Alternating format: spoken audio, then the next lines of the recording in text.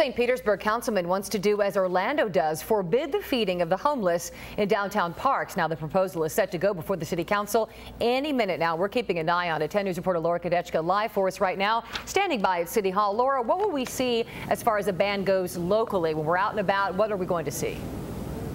Well, Melanie, we first have to wait for a vote from the council. Now, the discussion isn't even up now. They're going to be discussing that coming up in the next few minutes. But what they would like to do, today they're going to decide whether to send this issue over to the city attorney, which will then draw up the ordinance that they can vote on in the coming weeks. Now, what they would like is to model the ordinance after the city of Orlando, which forbids the feeding of a group of 25 or more people in the downtown parks.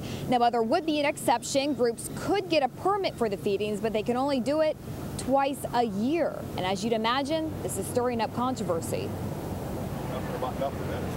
Lately, the streets of downtown St. Petersburg have been home for Wayne McCullough. Right by City Hall, right by the post office. He guesses he's been homeless off and on for about 7 years, but he's among the lucky ones because tomorrow he'll be moving into his own place. You have to wake up and go get help for yourself. That's what I did. But there were some days he says he wasn't as fortunate. Would have gone hungry had it not been for those people who come down to Williams Park and Mirror Lake Park with a hot meal. You don't have no money, you don't have nothing. You depend on them to bring you something to eat. Those days could be numbered for the 120 or so people provided with hot meals in downtown. Last week, a federal appeals court ruling cleared the way for Orlando to enforce its ban. And now St. Petersburg Councilman Carl Nurse wants to bring it here. It's really a disruptive kind of thing, and it encourages the segment of the homeless who aren't interested in help.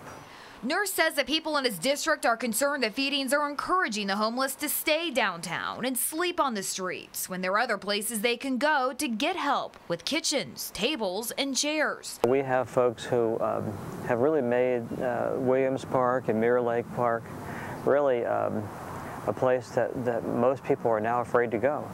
McCullough fears if the ban is enforced, it will leave many people out here hungry.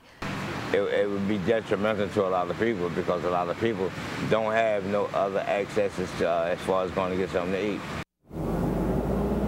Now, if Councilman Nurse's fellow council members, if they agree with him and they decide to send it over to legal, then it should come back for a vote as an ordinance in about 4 to 6 weeks. And of course, you would have your chance to let the council know about how you feel about this. Now, I did get a chance to speak with one of the men who has fed the homeless down here for the past 11 years. He has earned the name Mr. Chicken.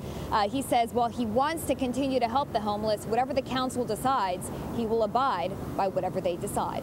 We're live in St. Pete. Laura Kadechka, 10 News.